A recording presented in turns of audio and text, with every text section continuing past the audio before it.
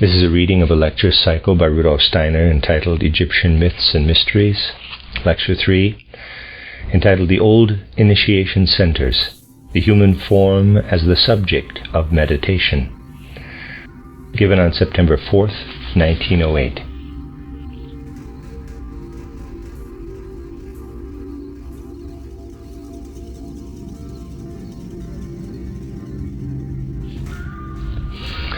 Yesterday we spoke of the mysterious connection between the earlier evolutionary conditions of our Earth and the various world conceptions of the successive post-Atlantean periods.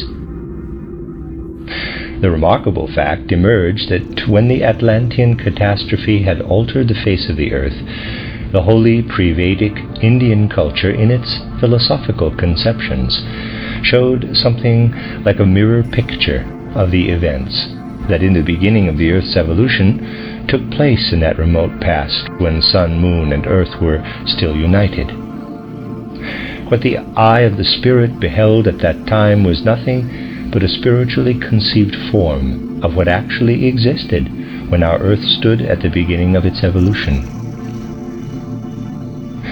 The second condition of the Earth, when the Sun had detached itself but Earth and Moon still formed one body, came to light during the second cultural period, the Old Persian, as a philosophic religious system in the opposition of the light principle in the sun aura to the principle of darkness, the opposition of Ormuzd to Ahriman.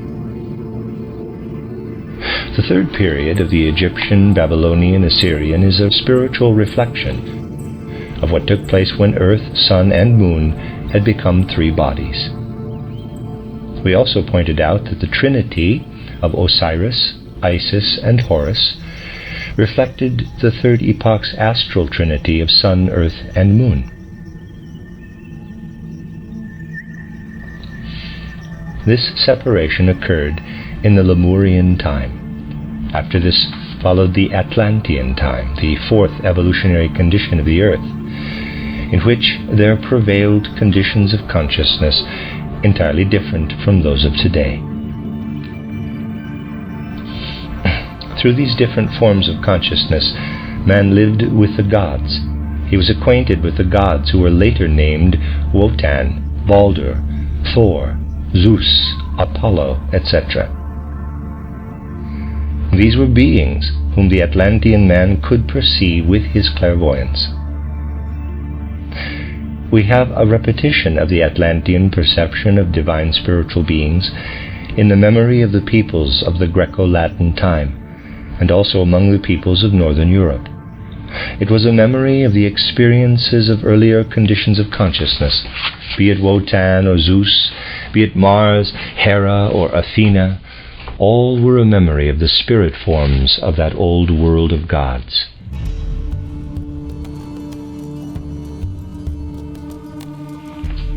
Today we must gradually penetrate a little more into the souls of the ancient Indian, Persian, and Egyptian cultures. If we want to form a true picture of the religious experiences of these ancient cultures, we must bear in mind that the most important parts of the population among these ancient peoples, including the seers, prophets, and enlightened persons, were successors of men who had already lived in the Atlantean time. Furthermore, it was by no means the case that the whole of Atlantean culture was destroyed immediately after the great catastrophe. On the contrary, what remained was gradually carried over and planted into the new time. We will best understand the souls of the post-Atlantean descendants if we steep ourselves in the soul life of the last Atlanteans. In the latter Atlantean time, men were different one from another, some having retained a high degree of clairvoyant ability. This faculty did not vanish suddenly, but was still present in many of the men who took part in the great migration from west to east. In others, however, it had already disappeared. There were advanced persons and retarded persons, and in accordance with the whole nature of evolution at that time, we can understand that the least advanced were those who were the most clairvoyant, for in a certain way they had remained stationary and had preserved the old Atlantean character. The most advanced were those who had already achieved a physical perceiving of the world, thus approaching our form of day consciousness. It was they who ceased to see the spiritual world clairvoyantly at night, and who, during their waking hours, saw objects with sharper contours. That little handful, of whom we have already spoken, who were led by the greatest initiate, Manu, and his pupils deep into Asia, and thence fructified the other cultures. Just this handful being composed of the most advanced men of that time, first lost the ancient gift of clairvoyance for the ordinary relationships of life. For them, the true day consciousness, in which we see physical objects sharply contoured, became ever clearer. Their great leader led this group farthest into Asia, so that they could live in isolation. Otherwise they would have come too closely in touch with other peoples who still preserved the old clairvoyance. Only because they remained separated from other peoples for a time could they grow into a new type of man. A colony was established in Inner Asia, whence the great cultural streams could flow into the most varied peoples. Northern India was the first country to receive its new cultural current from this center. It has already been pointed out that these little groups of cultural pioneers nowhere found unpopulated territory. Earlier still, before their great migration from west to east, there had been other wanderings, and whenever new stretches of land rose from the sea, they were peopled by the wanderers. The persons sent out from this colony in Asia had to mix with other peoples, all of whom were more backward than they who had been led by Manu. Among these other peoples were many persons who had retained the old clairvoyance.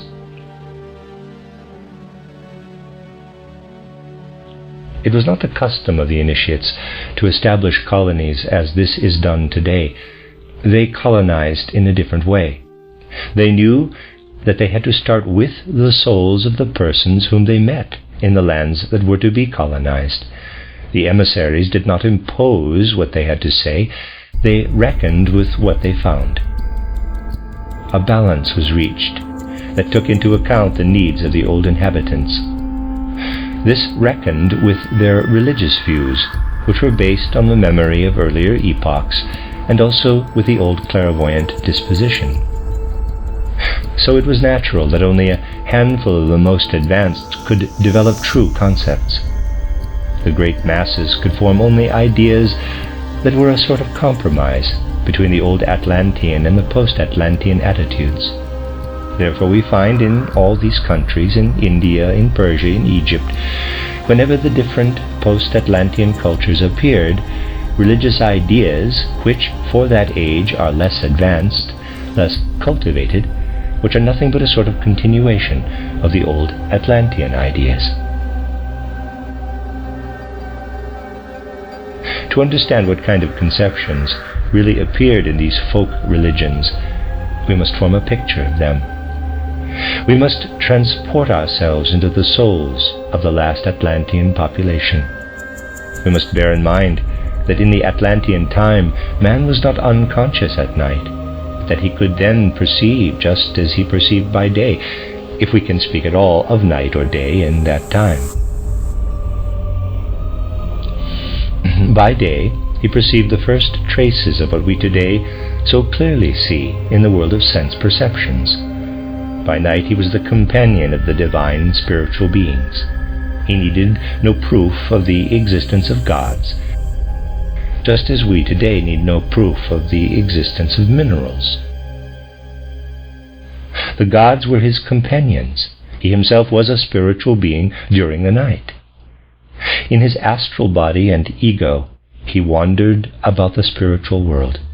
He was himself a spirit, and he met beings who were of like nature with himself. Naturally, man did not meet only these higher spiritual beings.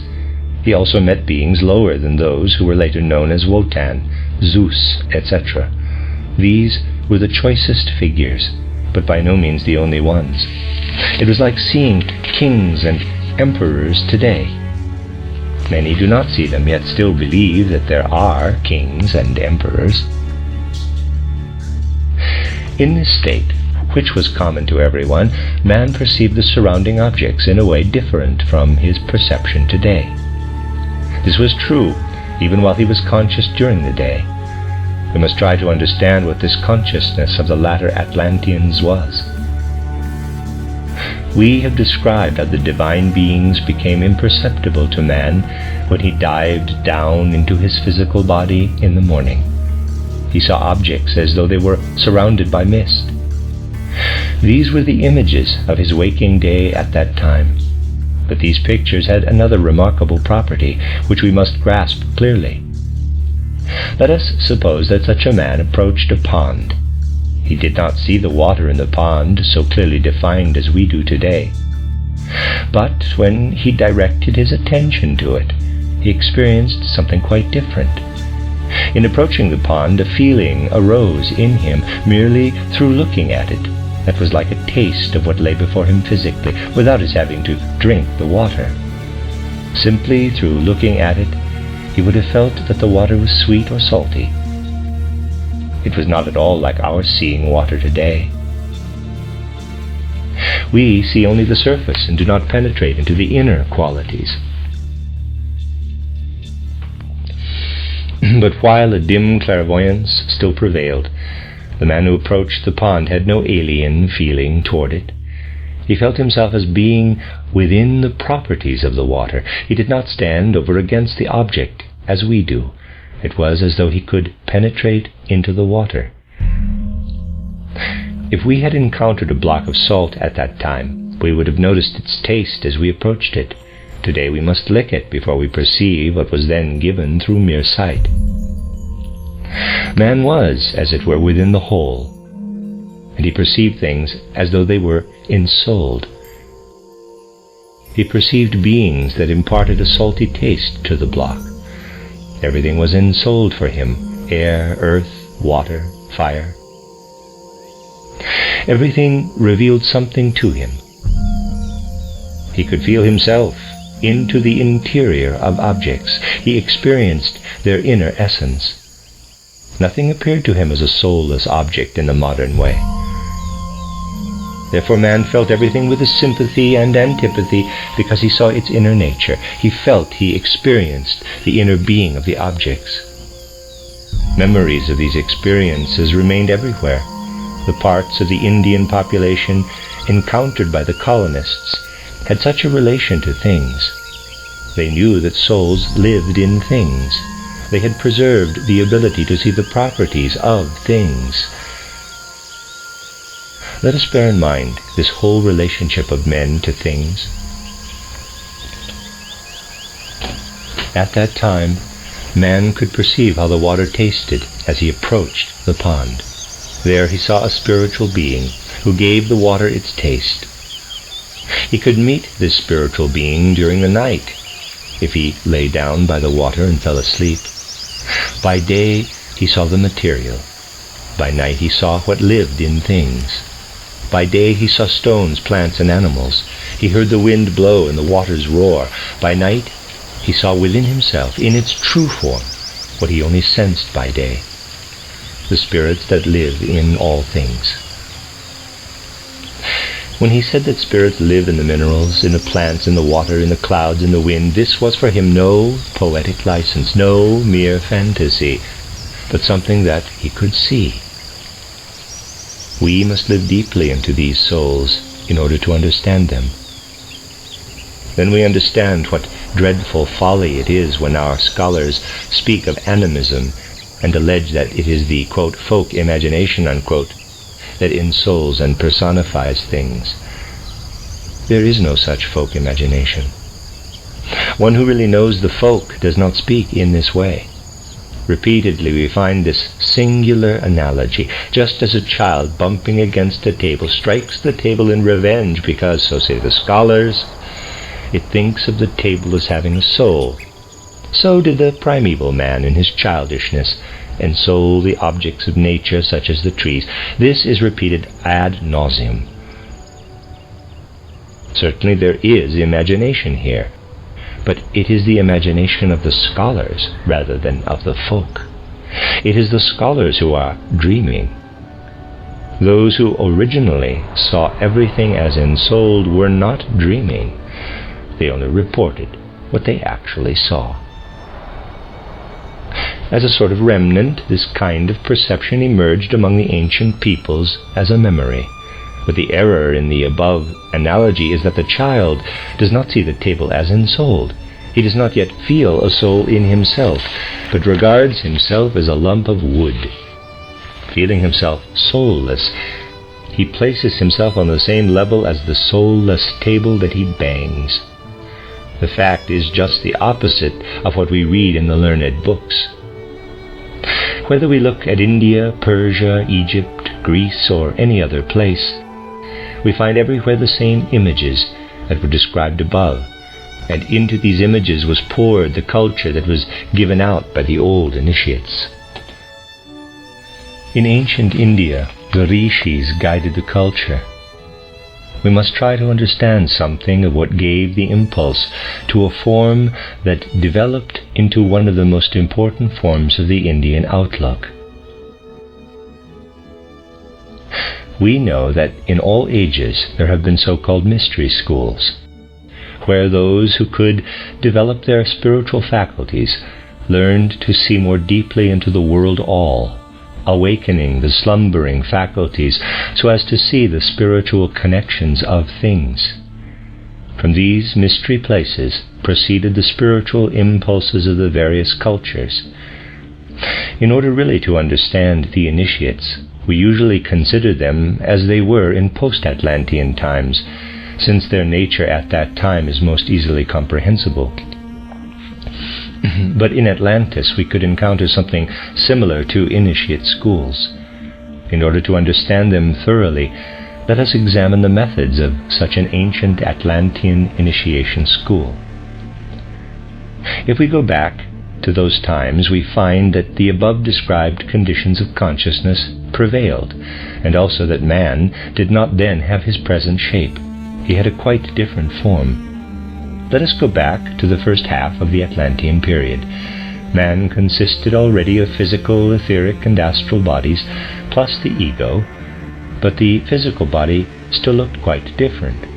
We might compare it with the bodies of certain sea animals, transparent, hardly to be seen, although laced with luminous threads in certain directions. It was much softer than today, having as yet no bones. It is true that there was already cartilage in some places, but in these ancient times the physical body was definitely not of its present form. The etheric body was a much more important member.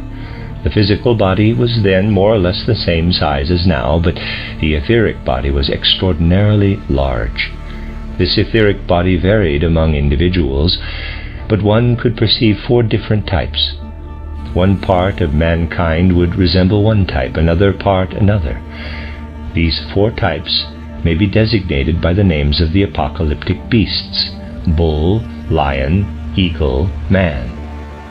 It would not be correct to imagine that these beasts were exactly similar to the present animals, but the impression that they made reminds us of these.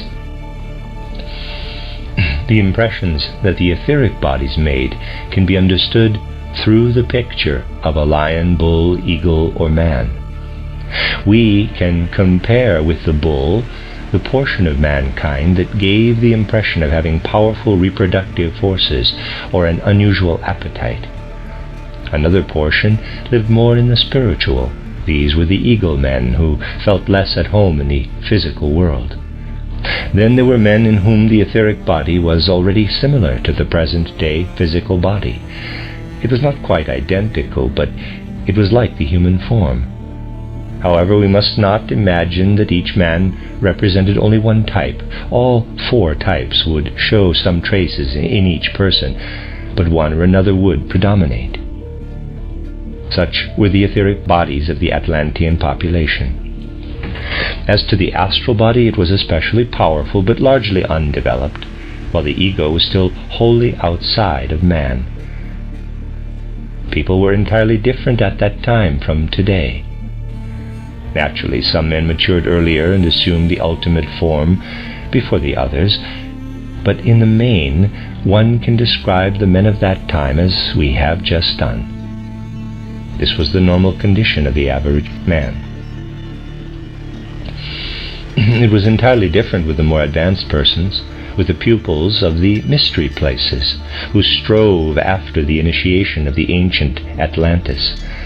Let us enter in spirit such a center of initiation, and try to picture what the teacher had to give.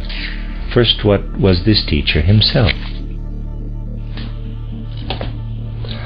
If one meets an initiate today, there is nothing in his general appearance by which he can be recognized. Few persons would recognize him today. The initiate must live in a physical body, and the physical body has developed a long way. Hence it differs from others only in certain inner refinements. At that time, however, the initiate was vastly different from other men. The others still had a more animal-like form. The physical body was small in comparison with the gigantic etheric bodies, forming a clumsy animal-like mass. The initiate differed from these in that his physical body was more similar to the modern formation. His countenance was similar to that of modern man, and he had a forebrain just as that of the average man of today. His brain was highly developed, which was not true of other men at that time.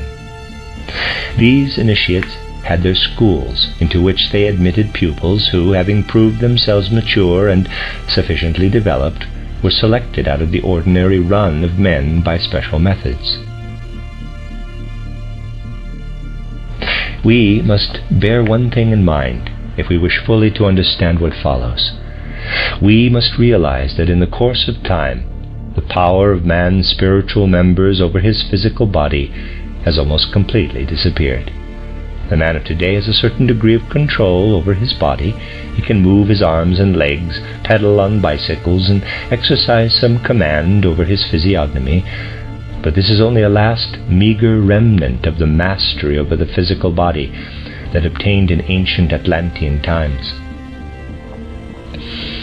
In those days, the thoughts and feelings had a much greater influence over the physical body. If today a person were to concentrate for weeks, months, or even years on a certain thought, only in exceptional cases would this influence more than the etheric body.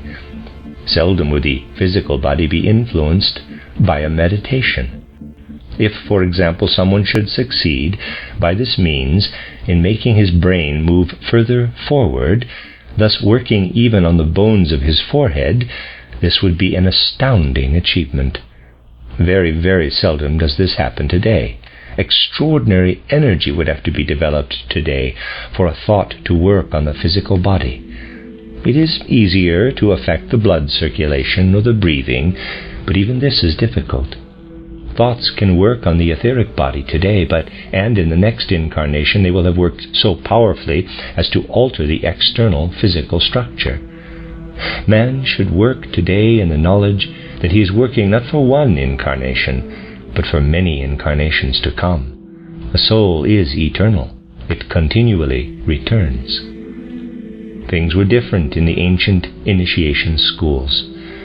Thinking had such a mastery there that it could influence the physical body in a comparatively short time. The pupil of the mysteries could mold his own organization until it resembled the human. One could accept a pupil out of the normal run of men and had only to give him the right impulse.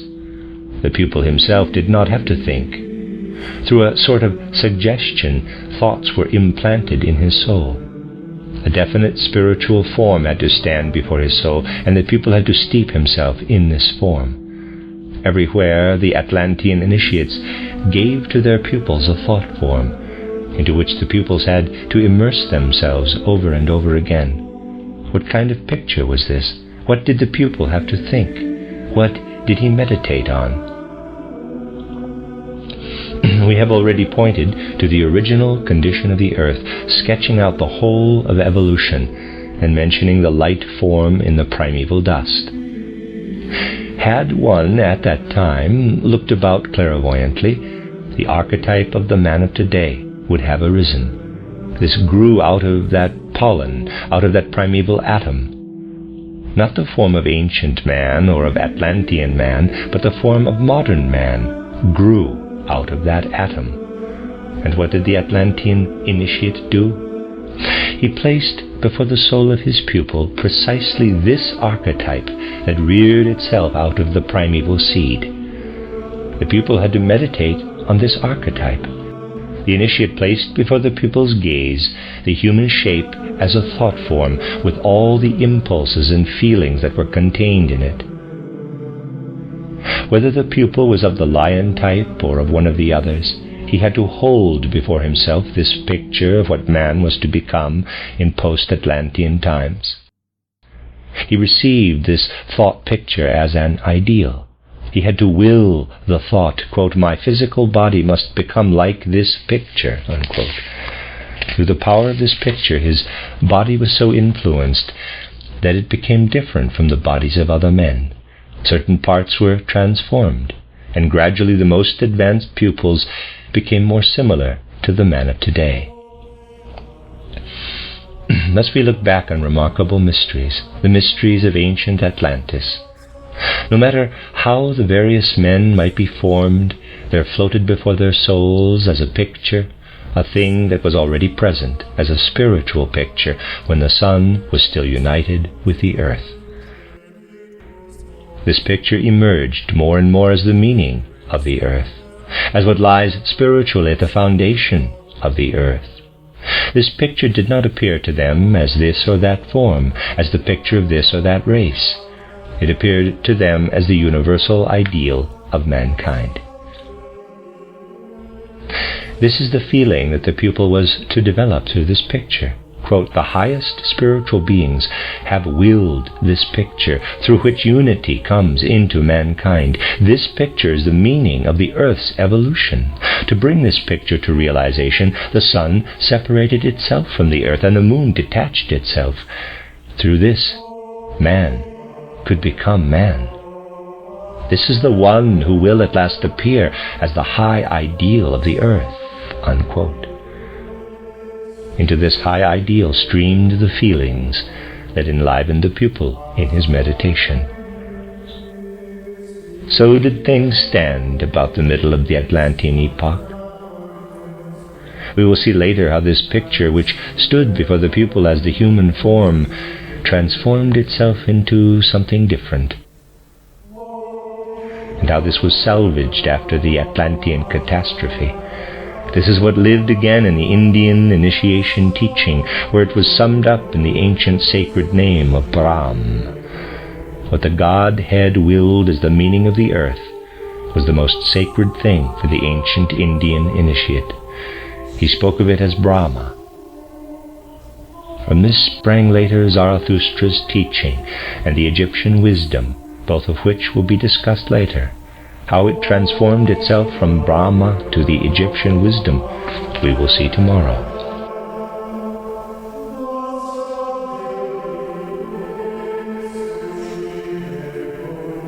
The end of Lecture 3.